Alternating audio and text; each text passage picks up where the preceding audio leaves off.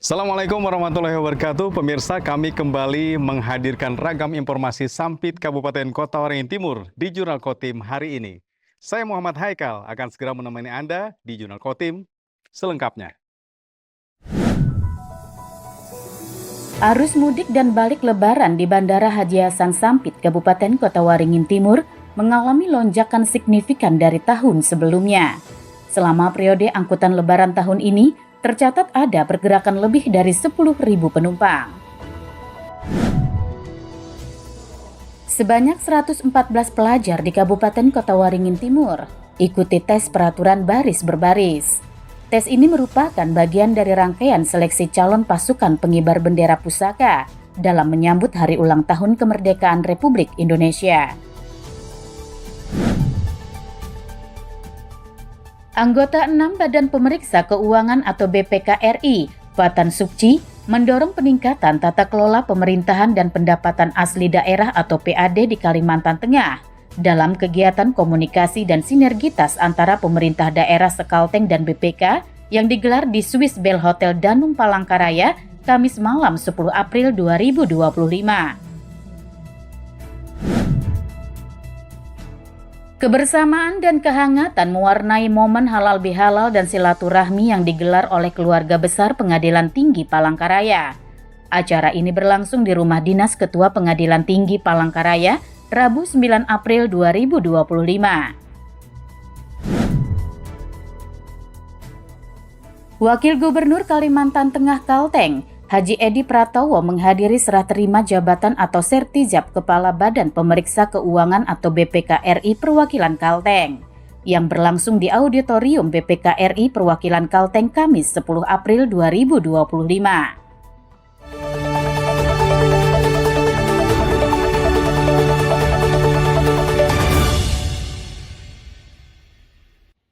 Masa angkutan lebaran di Bandara Haji Hasan Sampit, Kabupaten Kota Waringin Timur dimulai pada 10 hari menjelang lebaran hingga 10 hari setelah lebaran Idul Fitri.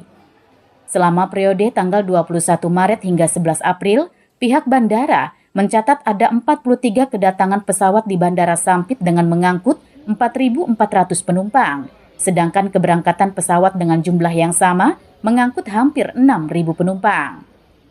Pergerakan penumpang pada masa angkutan lebaran tahun ini mengalami peningkatan hingga 137% dibanding tahun lalu.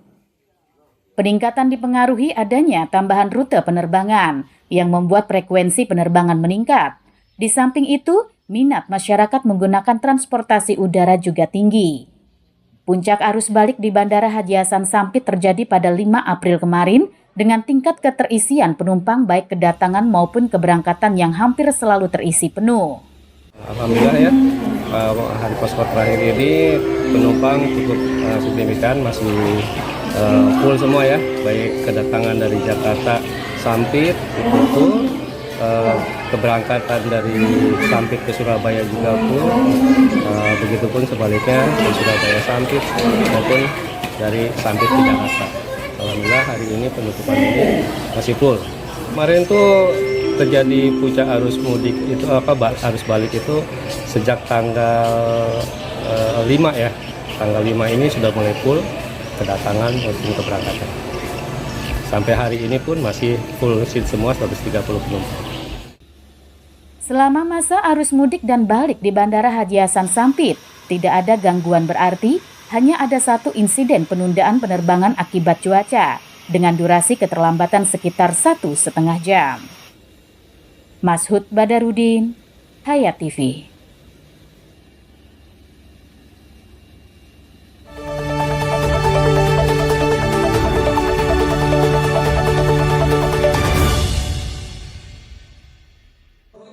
Badan Kesatuan Bangsa dan Politik Kabupaten Kota Waringin Timur kembali menggelar tahapan seleksi pasukan pengibar bendera pusaka atau Paskibraka.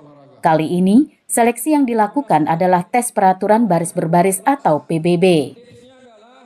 Tes ini diikuti 114 pelajar yang berasal dari berbagai sekolah menengah atas atau sederajat di daerah setempat. Dalam seleksi Paskibraka, tes PBB menjadi tahapan penting yang harus dilalui peserta. Penguasaan gerakan dasar PBB menjadi hal utama sebagai dasar kedisiplinan dan kekompakan. Tes PBB juga digunakan untuk mengukur kemampuan dasar peserta, terutama dalam hal gerak seragam, ketegasan, dan konsisten dalam baris berbaris. PBB akan menjadi bekal penting bagi peserta saat nantinya bertugas mengibarkan bendera merah putih. Ini masuk ke tahap seleksi peraturan baris berbaris atau PBB. Peserta sebanyak yang mengikuti seharusnya kemarin dinyatakan lulus di tes sebelumnya adalah 116, tapi 2 orang tidak hadir karena satu sakit, kemudian satu ada halangan, jadi tidak bisa hadir. Jadi hari ini hadir sebanyak 114 orang yang mengikuti tes PBB. Yang penting ini adalah kemampuan mereka dalam hal baris berbaris, karena baris berbaris ini adalah makanan utama daripada mereka calon-calon paskibraka. Jadi tiap hari mereka harus berlatih baris berbaris. Makanya kami tes bagaimana kemampuan mereka dalam kemampuan baris berbaris tersebut. Peserta yang lulus dalam tes PBB ini akan kembali mengikuti seleksi paskibraka lanjutan. Mereka yang terpilih akan mengikuti karantina dan menjalankan latihan rutin sebelum nantinya dilantik menjadi anggota paskibraka dan bertugas mengibarkan bendera merah putih dalam HUT RI pada 17 Agustus mendatang. Mashud Badarudin, Hayat TV.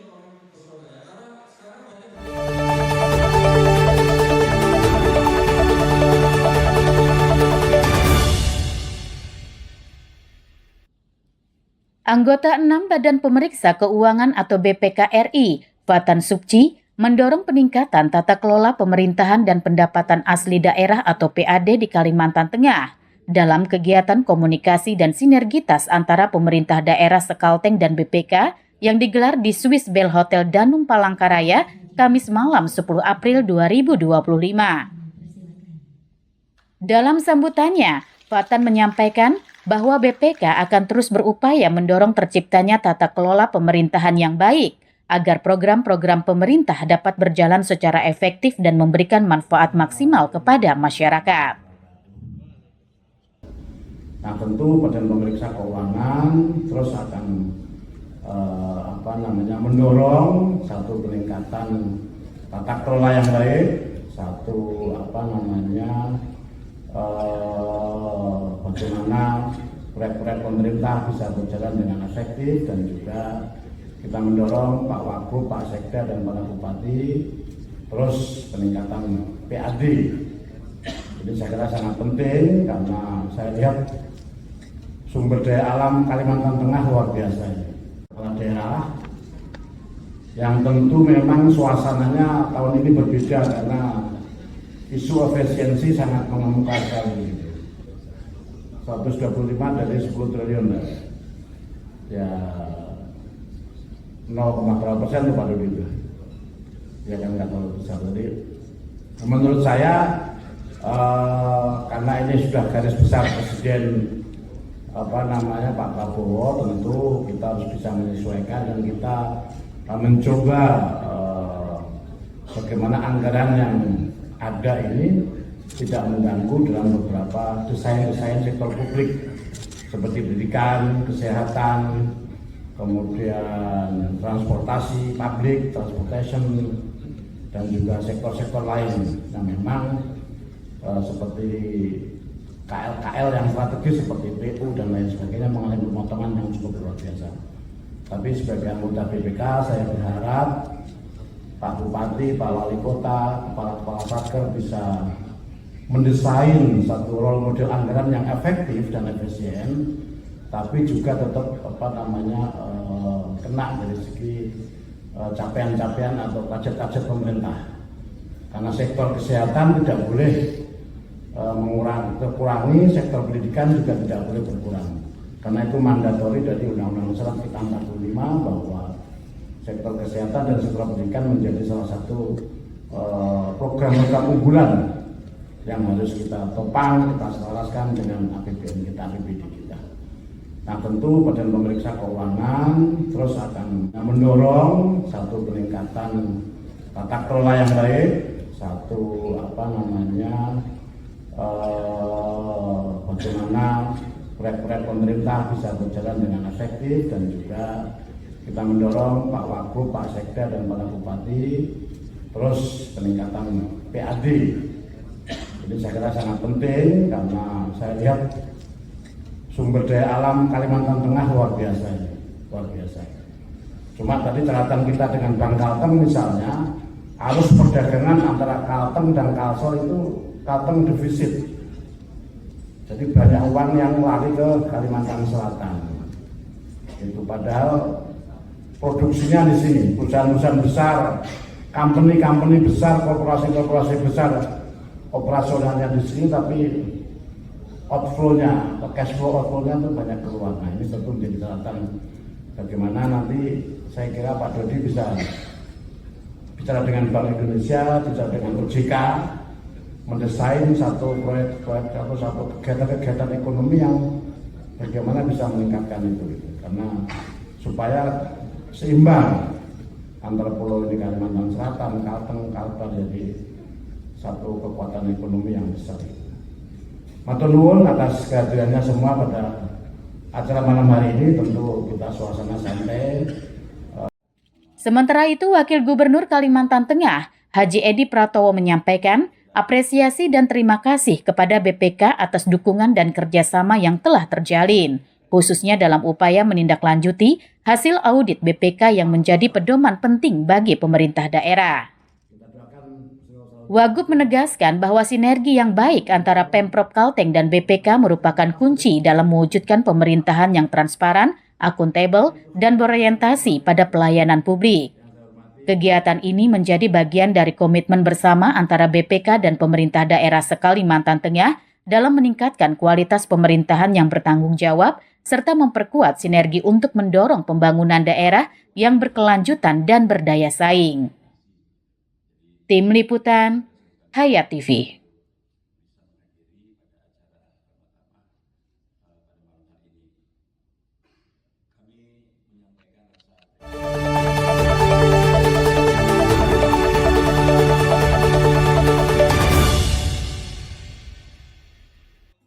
Kebersamaan dan kehangatan mewarnai momen halal bihalal dan silaturahmi yang digelar oleh keluarga besar Pengadilan Tinggi Palangkaraya. Acara ini berlangsung di Rumah Dinas Ketua Pengadilan Tinggi Palangkaraya, Rabu 9 April 2025. Dalam suasana penuh keagraban dan kekeluargaan, jajaran Pengadilan Tinggi Palangkaraya menyambut para tamu dari berbagai instansi dalam rangka mempererat tali silaturahmi pasca Idul Fitri. Ketua Pengadilan Tinggi Palangkaraya, Dr. Hajah Diah Sulastri Dewi, melalui Hakim Tinggi Sigit Sutriyono menyampaikan, kegiatan ini merupakan wujud komitmen dalam mempererat hubungan, baik internal lembaga maupun eksternal dengan para mitra kerja dan tokoh penting di Kalimantan Tengah. Lebih lanjut dijelaskan, momentum halal bihalal ini juga menjadi sarana membangun keakraban dengan para pejabat lintas instansi, serta memperkuat sinergi dalam menjalankan tugas kenegaraan dan pelayanan kepada masyarakat. Ya Pak Kapolda, Pak Drmem, sehingga kita undang secara istilahnya informal, kan di kediaman pribadi bukan di kantor. Betul. Iya, begitu. Untuk biar kita tahu teman kita, kolega kita, antar instansi, biar lebih akrab, koordinasinya biar lebih mudah. Kalau kita sudah kenal, kita karakternya masing-masing, kita lebih mudah untuk koordinasi. Kalau alasan sendiri untuk memilih di tempat ini bukan di kantor, kayak gitu Pak alasannya? Alasannya lebih familiar lah di sini, ya lebih familiar lah. Kediaman kita seperti ini kan gitu ya. Ya lebih familiar itu aja. Kalau kantor nanti juga ada lagi, tapi mengundang KPN-KPN yang di sekeliling kita, dalam arti wilayah kita Satker. Ruang lingkup menjadi. Iya, ruang lingkupnya lebih besar lagi. Acara ini turut dihadiri oleh Kepala Kejaksaan Tinggi Kalimantan Tengah dan Rem 102 Panju-Panjung, sejumlah anggota Porkopimda Provinsi Kalimantan Tengah, serta seluruh jajaran Pengadilan Tinggi Palangkaraya. PLH, Asisten Pemerintahan dan Kesejahteraan Rakyat, Mas Kuri, juga hadir dalam kegiatan halal bihalal dan silaturahmi tersebut. Dengan suasana yang hangat dan penuh kekeluargaan, kegiatan ini diharapkan dapat memantapkan komitmen bersama, membangun kedekatan antar lembaga, serta memperkuat sinergi demi terciptanya pelayanan publik yang semakin baik. Tim Liputan, Hayat TV.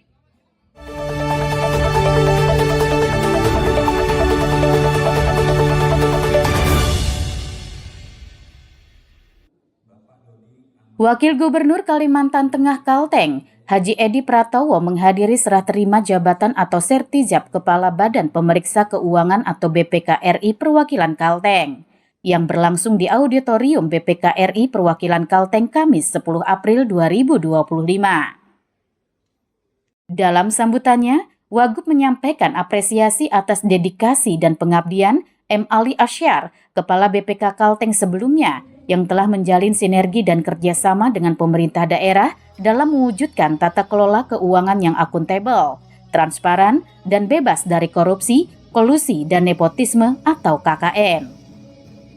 Wagub juga mengucapkan selamat kepada Dodik Ahmad Akbar yang resmi menjabat sebagai Kepala BPK Perwakilan Kalteng yang baru. Ia berharap kemitraan dan sinergi yang telah terbangun dapat terus dilanjutkan dan ditingkatkan. Lebih lanjut, Wagub menekankan pentingnya koordinasi dan bimbingan dari BPK kepada para pengelola keuangan di lingkungan pemerintah daerah sekalteng, guna menjaga kualitas laporan keuangan dan mempertahankan capaian opini wajar tanpa pengecualian atau WTP. Sementara itu, usai kegiatan, Dodik Ahmad Akbar menyampaikan bahwa saat ini pihaknya tengah melaksanakan pemeriksaan laporan keuangan terhadap seluruh pemerintah daerah di Kalteng. Pemeriksaan ini sempat tertunda karena libur Lebaran dan akan kembali dilanjutkan pekan depan. Gitu. Jadi saat ini nanti tadi seperti sampaikan nanti produknya memberikan opini atas kewajaran penyajian satu laporan keuangan. Di sini di Kalimantan Tengah itu dari 15 Pemda itu alhamdulillah sudah 13 Pemda yang memperoleh opini terbaik atau WTP, tapi masih ada 2 yang masih memperoleh opini WDP. Dan mudah-mudahan nanti di tahun ini bisa lebih baik lagi semuanya. Acara Sertijab turut dihadiri Gubernur Kalteng Haji Agustiar Sabran, para bupati dan wali kota sekalteng, unsur Porkofimda, kepala instansi vertikal, kepala perangkat daerah provinsi, serta pejabat dari BPK RI Pusat dan BPK Perwakilan Kalteng. Momen ini memperkuat komitmen bersama untuk terus menjaga tata kelola pemerintahan daerah yang bersih dan profesional. Tim Liputan, Hayat TV. Dan akhirnya sampai di sini ketemu kita di Jurnal Kotim kali ini. Rangkaian informasi sudah kami sampaikan seluruhnya. Saya Muhammad Haikal dan kawan-kawan yang bertugas menyampaikan terima kasih atas perhatian Anda. Sampai ketemu lagi. Assalamualaikum warahmatullahi wabarakatuh.